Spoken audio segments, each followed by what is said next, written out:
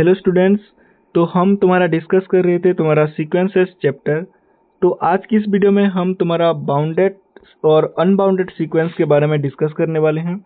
तो देखो, bounded sequence और अनबाउंडेड सीक्वेंस होता क्या है, पहले फंडामेंटल डेफिनेशन सुनो। A sequence an is set to be bounded if and only if it range set is bounded. ये सीक्वेंस कब बाउंडेड होगा? जब उसका रेंज सेट बाउंडेड होगा।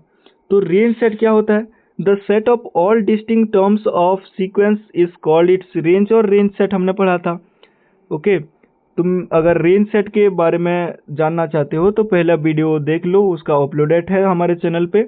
ओके, तो रेंज सेट अगर बाउंडेड होगा तो तुम्हारा सीक्वेंस भी यहाँ पर बाउंडेड होगा।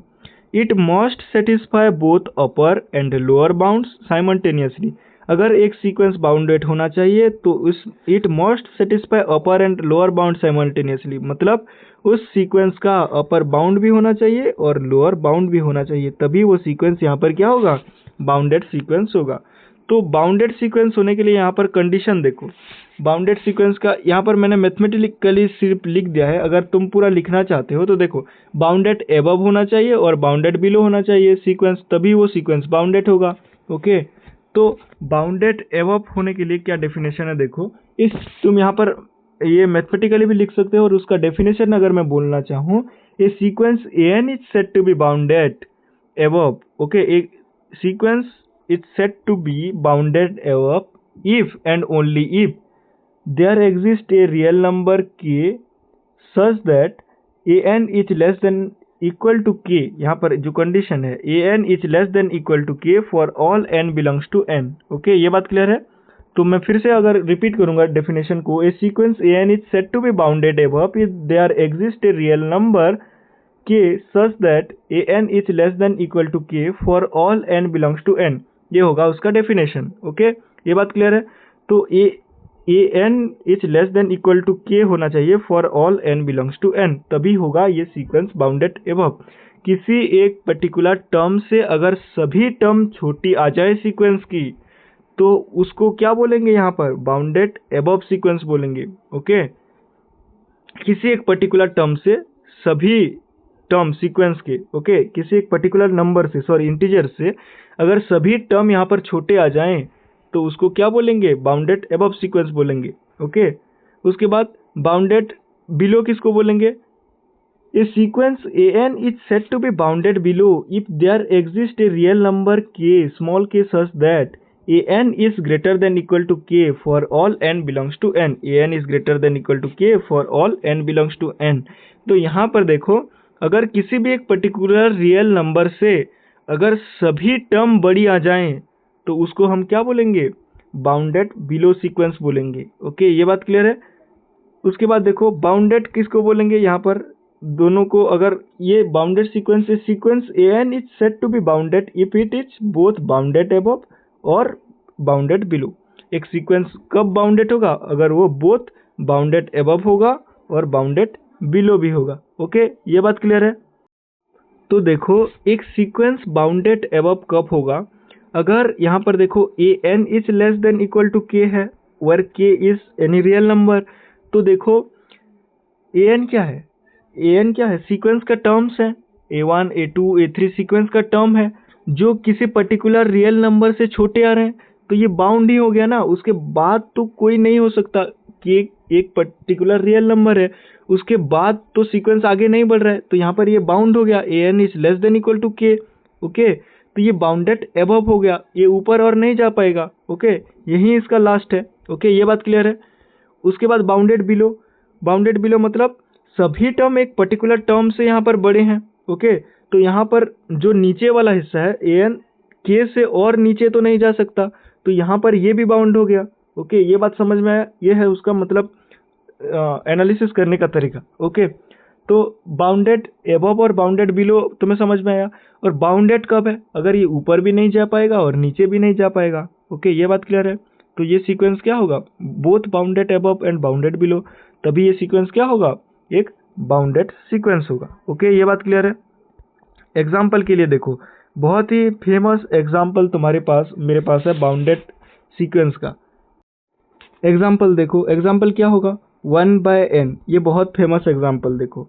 1/n एक सीक्वेंस है, 1/n ये बाउंडेड होगा या अनबाउंडेड सीक्वेंस होगा, हम कैसे पता करेंगे? देखो अगर यहाँ पर मैं स्लाइड ले लेता हूँ, देखो 1/n जो है ये एक सीक्वेंस है, ये सीक्वेंस का टर्म क्या होगा? 1, 1/2, 1/3, 1/4, यहाँ पर ऐसे ही चलता जाएगा। तो आखिरकार अगर इस टर्म को मैं अगर देखना चाहूँ तो यहाँ पर 1/n जो है, यहाँ पर देखो इसका 1 से स्टार्टिंग हो रहा है, ओके 1 से स्टार्टिंग हो रहा है और यहाँ पर ये घट रहा है, डिक्रीजिंग हो रहा है 1 से 1/2, तो 1 तो इसका अपर बाउंड हो गया, ओके। इसके बाद देखो अगर ये n इन्फिनिटी को टेंड करेगा, इन्फिनिटी नहीं, इन्फिनिटी एग्जैक्ट इन्फिनिटी में नहीं बोल रहा हूँ, इन्फिनिटी को अगर ये टेंड करेगा तो इसका वैल्यू क्या आ जाएगा? 0 आ जाएगा। तो हमें ये पता चल गया कि ये जो 1/n सीक्वेंस है वो 1 से 0 के बीच में ही फ्लक्चुएट करेगा, ओके ये बात क्लियर है। 1 से 0 के बीच में ही इसके सारे टर्म आएंगे, तो 1 इसका क्या होगा? अपर बाउंड हो गया, और 0 इसका क्या हो गया? लोअर बाउंड हो गया। तो इसको मैं ऐसे लिख सकता हूँ 0 लेस देन, यहाँ पर an is less than equal to 1। तो यहाँ पर ये सीक्वेंस क्या आ जाएगा? बाउंडेड सीक्वेंस आ जाएगा, 1/n एक बाउंडेड सीक्वेंस हो जाएगा, ओके ये बात क्लियर है। उसके बाद एक और एग्जांपल देखो यहाँ पर बाउंडेड सीक्वेंस का, यहाँ पर -1 की पावर n एक सीक्वेंस है, -1 की पावर n एक सीक्वेंस है जिसका टर्म क्या होगा? -1 1 -1 1 -1 1, ऐसा ही चलता आ जाएगा इसका सीक्वेंस, ओके ये बात क्लियर है।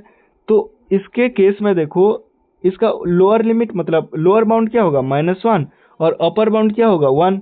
इसके अलावा कोई टर्म तुम ऐसा नहीं बता सकते इस सीक्वेंस में जो कि 1 से बड़ा होगा और -1 से छोटा होगा, ये बात क्लियर है। तो ये भी क्या आ जाएगा? एक बाउंडेड सीक्वेंस होगा जो कि लोअर बाउंड क्या होगा? -1 होगा और अपर बाउंड यहाँ पर 1 हो जाएगा, ओके ये बात क्लियर है। चलो नेक्स्ट प्रोसीड करेंगे, उसके बाद देखेंगे unbounded sequence, okay. Unbounded sequence क्या होता है? A sequence is said to be unbounded if it is not bounded. इस सीक्वेंस को अगर हम अनबाउंडेड कब बोलेंगे? अगर एक सीक्वेंस बाउंडेड नहीं है तो वो सीक्वेंस क्या है? अनबाउंडेड है, जनरल सी बात है, ओके। अनबाउंडेड सीक्वेंस का अगर मैं एग्जांपल लूंगा तो देखो 2 की पावर n, ओके 2 की पावर n, 2 की पावर n को अगर मैं यहाँ पर खोलूंगा तो मुझे क्या मिलेगा? 2 4 6, यहाँ पर डॉट डॉट डॉट, यहाँ पर इन्फिनिटी तक चला जाएगा, ओके ये बात क्लियर है। तो यहाँ पर देखो ये इंक्रीजिंग सीक्वेंस है और यहाँ पर लोअर बाउंड क्या है? 2 है, और अपर बाउंड हम नहीं बता सकते क्योंकि यहाँ पर इन्फिनिटी को टेंड करेगा यहाँ पर। तो यहाँ क्या है? ये बाउंडेड बिलो सीक्वेंस है, बट यहाँ पर बाउंडेड अबव सीक्वेंस नहीं है। तो ये सीक्वेंस क्या है? बाउंडेड नहीं है, क्योंकि बाउंडेड होने के लिए क्या बोथ होना चाहिए, बाउंडेड अबव भी होना चाहिए और बाउंडेड बिलो भी होना चाहिए, लेकिन ये सिर्फ क्या है? बाउंडेड बिलो है, तो ये सीक्वेंस क्या होगा? बाउंडेड नहीं होगा, ये अनबाउंडेड सीक्वेंस होगा, ओके।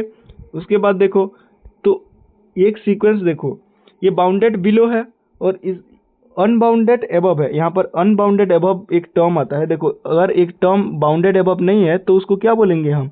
Unbounded above. 2 की पावर n ये बाउंडेड बिलो है बट बाउंडेड अबव नहीं है, तो इसको हम बोलेंगे अनबाउंडेड अबव सीक्वेंस, ओके ये बात क्लियर है।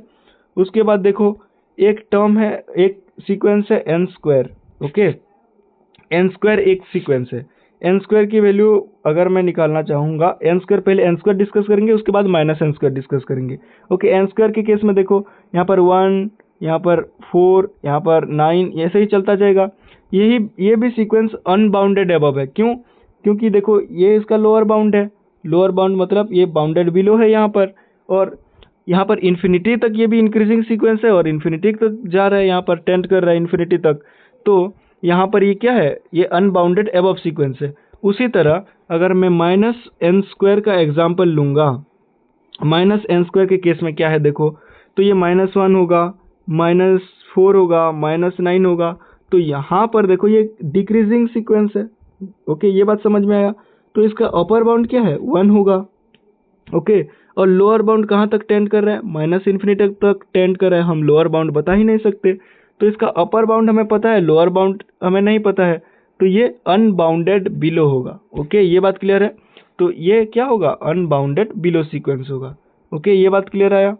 उसके बाद देखो इस sequence is unbounded if either bound और both doesn't exist in the set of real numbers.